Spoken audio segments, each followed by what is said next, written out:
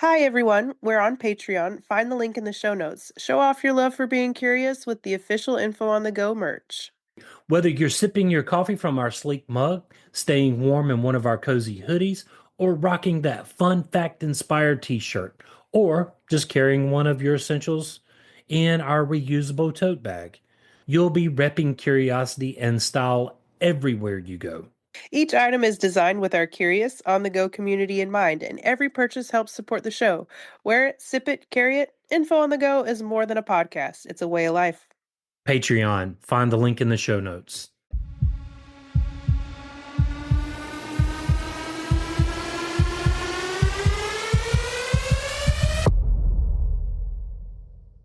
Hi, I'm William, And I'm Kat, and that makes this info on the go. answering questions you want to know. So, William, what are we talking about today? The Minnesota Vikings, which is a semi pro American football team based in Minneapolis. I'm not a sports expert, but I thought they were a pro football team in the NFL. Well, I guess that really depends on your perspective now, don't it? Well, either way, that is the wrong Vikings. Wait a minute, what? I think I may have misunderstood the research assignment here. Yeah. Vikings on this episode of Info on the Go. The Vikings were a seafaring people from Scandinavia, which is now Denmark, Norway, and Sweden. From the late 8th to 11th centuries, they explored, raided, traded, and settled across Europe and even reached places like the Mediterranean, North Africa, the Middle East, Greenland, and Newfoundland in North America, which they called Vinland. This period is known as the Viking Age. During the Viking Age, they built settlements in places like England, Iceland, and Normandy. Vikings were not just warriors, though. They were also farmers, traders, and craftsmen. During the Viking Age and earlier, people spoke a language called Old Norse, also known as Old Nordic or Old Scandinavian. This language was the ancestor of modern North Germanic languages like Icelandic and Norwegian.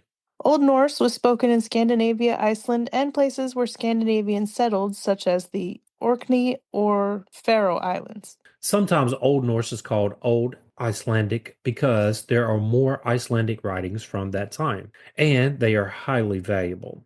Old Norse had three main dialects: Old West Norse, Old East Norse, and Old Gontish. Before Old Norse, there was a Proto Norse, Ancient Nordic, an earlier language spoken in Scandinavia between the 2nd and 8th centuries. Proto Norse later developed into Old Norse, which eventually became today's North Germanic languages.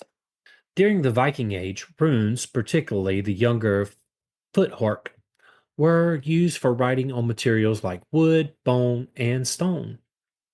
Each rune represented a specific sound or concept. Runes were part of a family of alphabets called footharks. The elder foothark, used from the 3rd to the 7th centuries, was associated with the Proto Norse language, while the younger foothark was developed by early Norse during the Viking Age.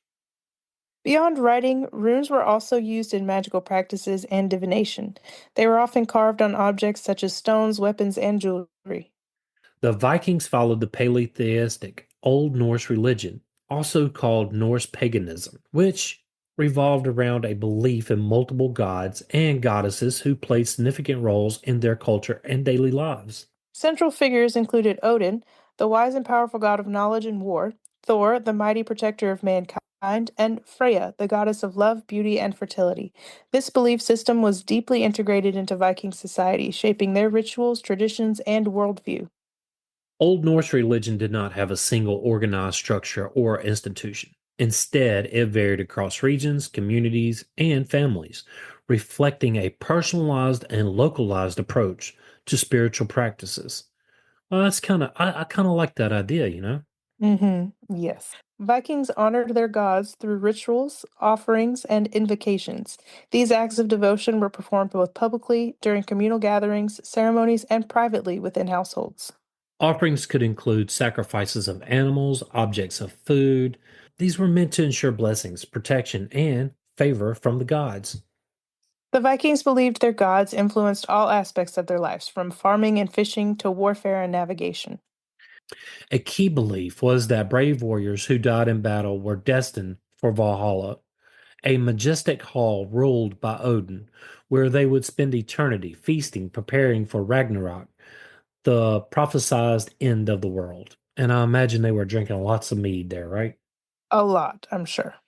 All right. Although the Vikings eventually converted to Christianity over time, Old Norse traditions left a lasting imprint on their culture.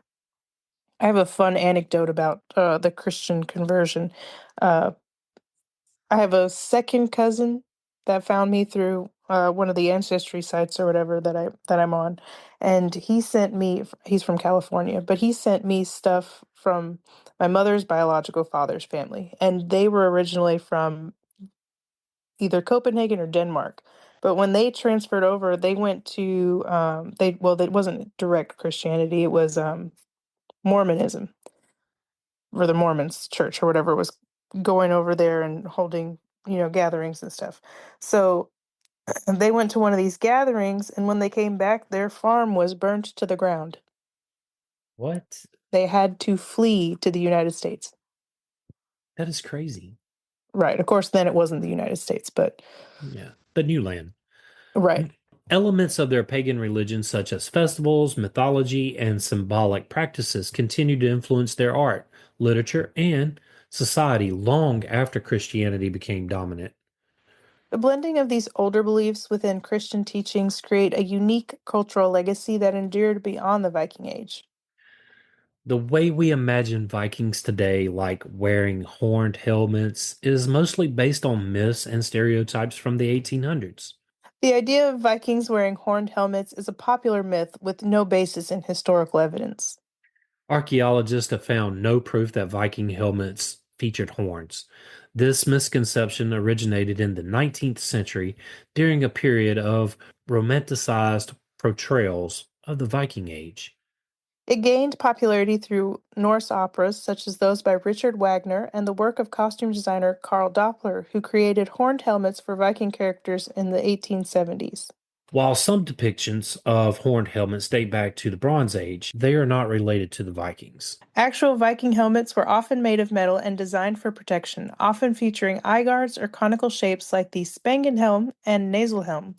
Despite this, the image of horned helmets persists in modern culture, largely due to these 19th century influences.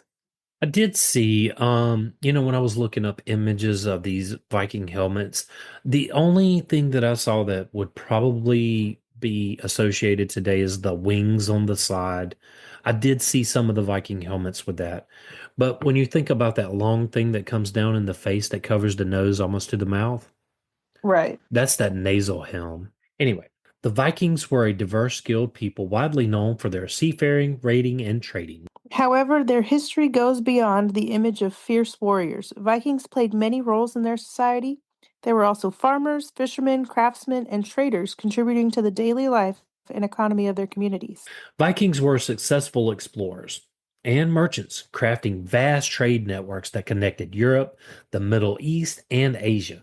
This allowed them to exchange goods, ideas, and cultural practices.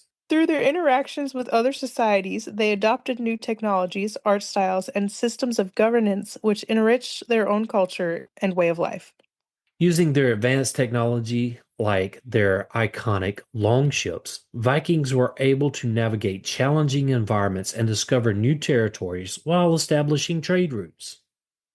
Viking society also had a complex social structure, including classes such as jarls, who were wealthy landowners, and carls, who were free commoners. Over time, kings and queens emerged, further shaping the political organization of the Viking Age. The Vikings' adaptability and diverse roles make them far more than just raiders. They were innovative and influential people who left a lasting mark on history. So there was an event that most historians point to that started the Viking Age. And that event is the attack on Lindisfarne, a monastery in England. The raid on the monastery at Lindisfarne in 793 C is often seen as the dramatic beginning of the Viking Age, a period defined by widespread Viking activity across Europe. Lindisfarne, also known as Holy Island, was located off the coast of modern day Northumberland, England. Stay with us. We'll be right back. Hi, everyone. Ever wish your energy boost came in candy form instead of some can with sketchy ingredients? Look no more because energy rocks are here. This isn't your average energy product. It pops, literally. I was researching for a show the other day, struggling to stay awake when I tried these wild popping candy crystals called energy rocks. Within minutes, I was focused, alert, and wide awake. Total lifesaver. Energy rocks are like pop rocks for grown-ups packed with fast acting caffeine, B12, and L-theanine for smooth, crash free energy. Just rip, pour, and pop. No pills, no drink, no mess. With only 4 grams of sugar and flavors like pineapple, mango, and cherry berry, it's candy with a purpose. Perfect for students, gamers, busy parents, podcasters, or anyone who hits the wall. Pop, focus, go. With Energy Rocks, use code INFO on the go 20 off to get 20% off your first order or click the link in the show notes. This May, Spirit of 76 Fireworks is lighting up the sky with purpose, introducing Power of Pink, a dazzling 25-shot cake that supports breast cancer awareness year-round. While October is Breast Cancer Awareness Month, the fight never stops. That's why Power of Pink keeps the conversation alive and honors those affected every single day. A portion of every Power of Pink sale goes directly to breast cancer research and supports organizations. So when you celebrate, you're also making a difference. Light up the night, spark change, the power of pink, because awareness shines brighter when we stand together. Find a retailer near you at 76fireworks.com. That's 76fireworks.com. Hi, everyone. I want to tell you about a unique Father's Day gift, one that'll last for generations to come, and that's with tellmail.ai. Mail captures the stories, the memories, and the wisdom, and will put it into beautifully crafted chapters. You can turn these into a hardcover book that you can share for generations. My personal experience with Tellmail is going to allow me to be able to share my childhood memories with my children, my grandchildren, and hopefully their children. If you're looking for a unique Father's Day gift, look no further than tellmail.ai. Click the link in the show notes. The attack was carried out by a group of Vikings referred to as Northmen in the Anglo-Saxon Chronicle. This raid became a defining moment, marking the start of a new era of Norse expansion, raiding across European shores. This attack on the monasteries sent shockwaves through Christian Europe. Monasteries were considered sacred spaces and were largely undefended, making Lindisfarne a prime target. To Christian observers, the attack represented a direct assault on their faith, as the Vikings showed no regard to the sanctity of holy places. Reports of the violent raid, monks killed, treasures looted, and captives taken cemented the image of Vikings as bloodthirsty and ruthless warriors in the medieval imagination. This betrayal, reinforced by accounts like Alcuin of York's Lament, began to take root as a powerful and lasting stereotype. The Vikings chose Lindisfarne strategically. Its wealth and lack of defenses made it an easy and rewarding target. Unlike Christian morale restrictions, the Vikings operated with their own code, driven by opportunities for plunder and success. Well, I guess that answers that question. Right. They just looked at it like, oh, look at that. Got some loot over here. Doesn't matter if it's a monastery or a church or whatever. We're They just just gonna, knew it was undefended and had gold. yep. While the Viking raid on Lindisfarne in 793 CE is often viewed as the start of the Viking Age, earlier raids suggest Viking activity began before this landmark event. One such a raid occurred in 789 CE on the south coast of England. According to the Anglo-Saxon Chronicles, 3 Viking ships landed at Portland in what is now Dorset. This Here, area had a reeve, which was a local official with administrative responsibilities, often overseeing the king's estates, collecting taxes, and maintaining law and order, similar to a modern-day sheriff. the local reeve in this instance was Bodaherd. He mistakenly assumed the men were merchants and approached them. However, these visitors turned out to be raiders, and they killed Bodaherd and his companions. This early attack is significant because it represents one of the first documented encounters between the Norse and the people of England, providing a glimpse into the emerging pattern of Viking raids. So I'm thinking that first one, they kind of set the stage, but I'm thinking the one in Lindisfarne was much bigger, got more attention, right? Right. I Uh, mean, it's one thing for a group of people to kill the sheriff, but when a group of people attack the church, And kill monks. hmm Okay. that makes a big story.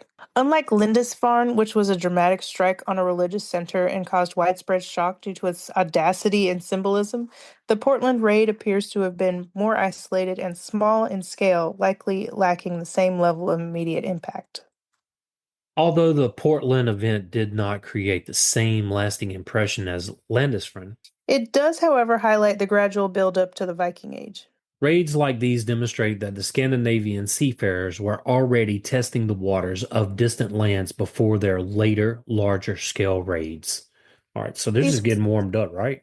right, right. There's kind of like, huh, what does this land got? Oh, look at that. Oh, wait, we And didn't get under, any kind of resistance the last time. Let's go for it. right. These earlier expeditions laid the groundwork for the explosive and far-reaching Viking expansion that followed, shaping the historical narrative of the Viking Age. Vikings raided towns, took treasures, and captured people to sell as slaves. Over time, Viking raids grew larger, spreading across Europe and beyond. People back then often described them as savage and violent. For example, in East Anglia, Vikings were compared to wolves among sheep. Not all Hmm. views about Vikings stayed negative. By the 17th century, scholars started studying Viking culture more closely, using old sagas and runic writings as sources.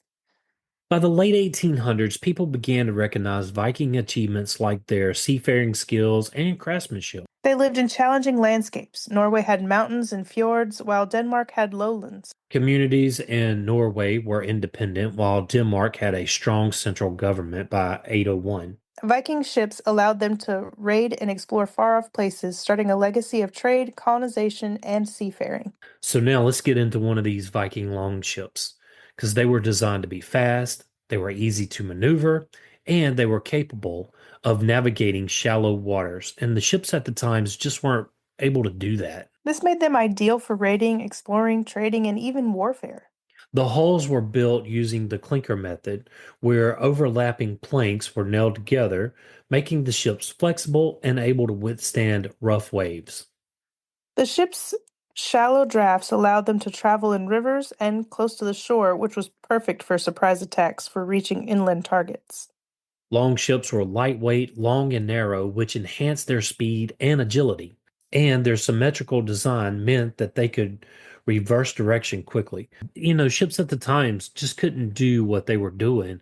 Equipped with oars for rowing and sails for wind power, longships could adapt to different conditions, whether it was calm waters or unfavorable winds. Wow, so they could be sailboats, I guess. They could use the wind's power or they could use the oars to save the energy, right? Right. They were highly versatile, capable of being used for raids, exploration to places like Greenland and North America, and even trade across distant regions. The clinker built construction made them seaworthy, while their maneuverability and speed gave them an advantage in battles and overland transport. Viking longships were not only practical but also essential tools for expanding their influence and exploring new horizons. It was these longships that allowed their trading activities to extend far beyond their Scandinavian homelands, reaching major centers such as Constantinople and Baghdad. These ships were heavily used by Viking defense fleets and are now closely linked with the Viking image. So when you think about Vikings, you think about these longships, right? Yes, yes, and the craftsmanship that went into them. And on these longships, they could also have the front fortified to where they could use it to ram other ships too. Right. Not all Viking ships were made for raiding or war. The Nar, for example, was a merchant ship built to carry cargo. It had a wider hull and a deeper bottom, fewer oars, making it better for transporting goods rather than fast sailing. Archaeologists have discovered many Viking ships of different size, which reveal how skilled they were at building them. Vikings made various types of ships for different purposes, but the most famous is by far the longship. So now I have a question. So when you get an image of a Viking in your head, what are three things that pop up? Burly men with axes, helmets, and shields. So the battle axe. Let's get into that, okay? So the Viking battle axe, also known as the Dane axe or long axe, was a powerful two-handed weapon used for cutting and cleaving. Cleaving. Think about that. Cleaving. Yes. Yes. I mean, you could throw that, well, they could throw that sucker. I don't know about how many people could throw that sucker today, but cut wood with it, cut your enemies with it. I mean, it was very versatile. Okay. Yeah. It had a long shaft, typically 3 to 4 feet, which allowed for strong swings. The blade was broad and thin, making it effective against armor, shields, and enemies. Some axes featured a beard, an extension blade that provided extra leverage for hooking and pulling. Oh man, that just sounds bad. And Yeah. I included an image of the ones that have the beard. So when it comes down, you see that like a fish hook kind of toward on the end. Yep. That is the beard. Yep. It was Mm. doing all the damage. Yeah, just think There, if you got that in, you could like hook into a shoulder or there is no such thing as just a flesh wound. no, not with that. No. Vikings used battle axes in close combat for throwing and even as symbols of power and rank, often decorating them with intricate designs. Beyond warfare, axes were also essential tools for everyday tasks like building ships, houses, and carts. Different types of axes existed, including the Dane axe, known for its cutting strength, the bearded axe with its distinctive shape, and single handed axes that were often used as alternatives to swords or spears. During the Viking Age, axes were widely used both as weapons and tools, making them an integral part of Viking life. Their design influenced later medieval European weapons, showing their lasting impact on history.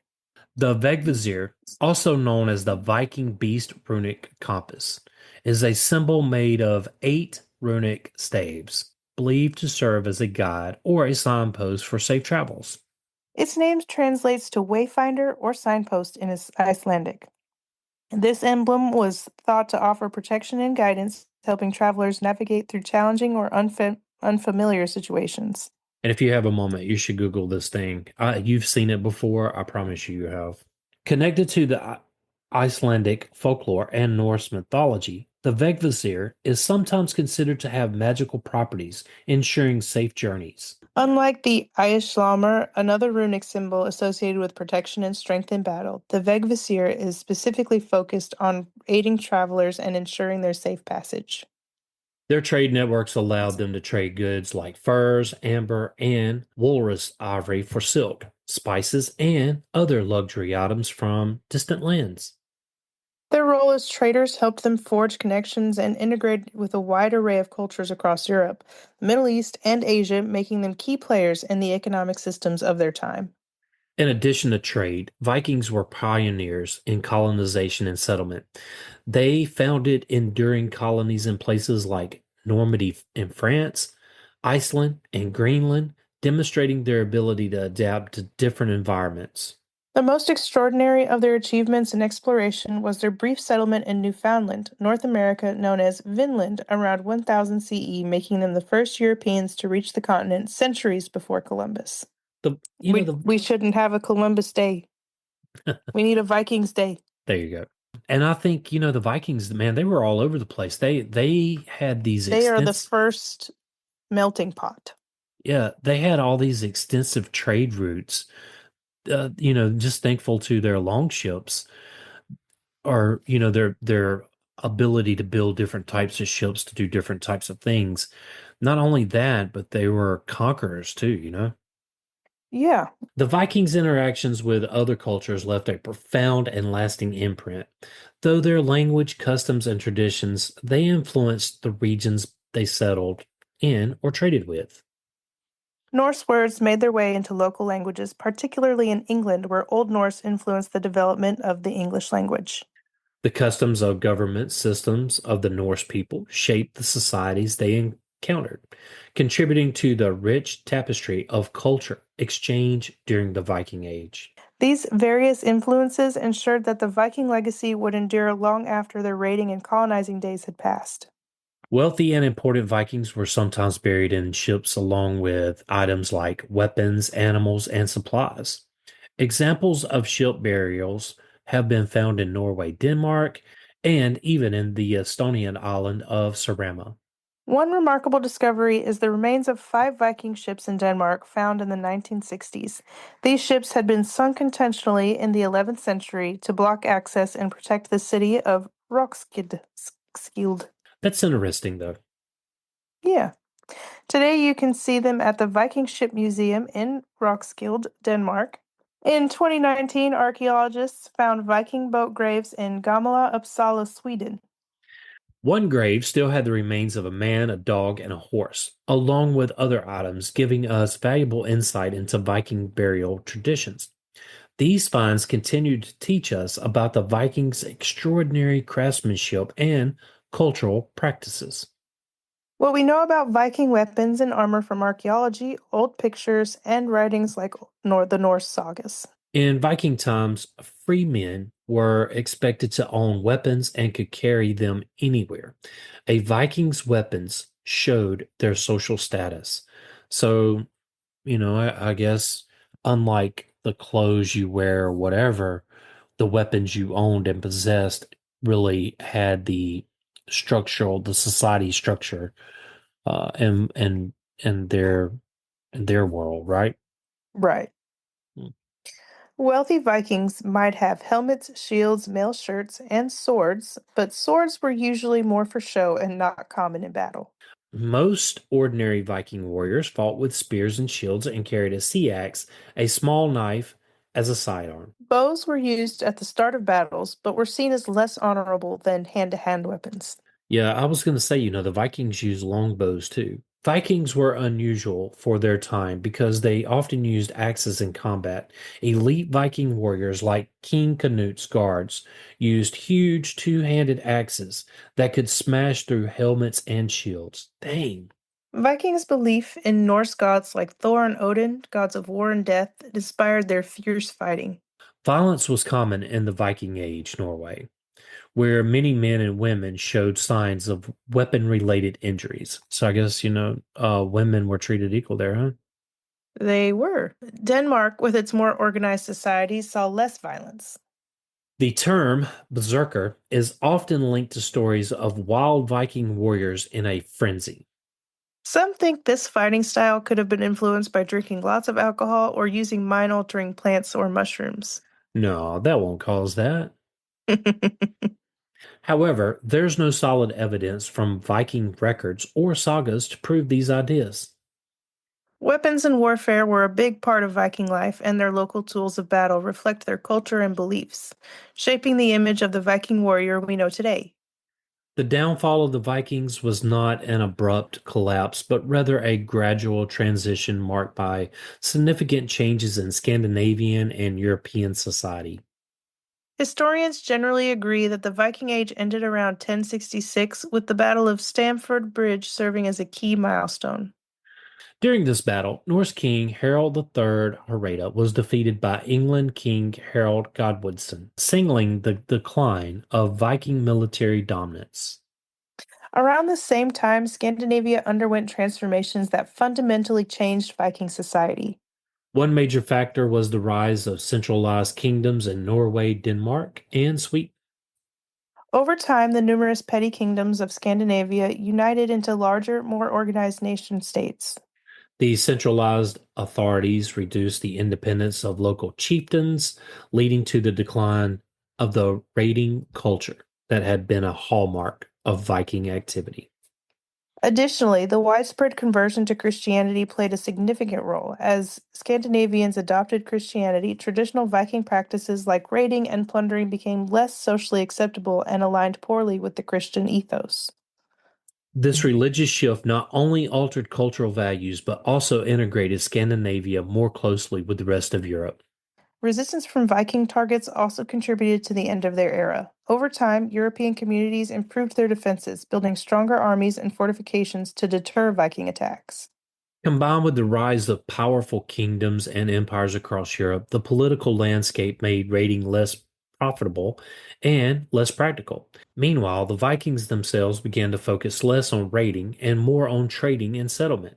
As skilled traders and explorers, Vikings established settlements in places like Iceland, Ireland, Normandy, and Russia. In these new lands, they often integrated with the locals, adapting new customs, languages, and religions. This integration led to a transformation of Viking identity, blending Norse traditions with those of their neighbors. Over time, the Vikings became less distinct as a group, evolving into settlers and citizens of the lands they colonized. Ultimately, the end of the Viking Age marked a shift from their image as fearsome raiders to one of the settlers and traders and contributors to the cultures of medieval Europe. Their legacy, however, lives on through their remarkable exploration, cultural exchanges, and the myths that continue to capture the imagination of history enthusiasts around the world. Oh, I loved this. I loved looking back on it. Well, I mean, they had an impact on history, or, we wouldn't even be doing a show about them, right? Absolutely.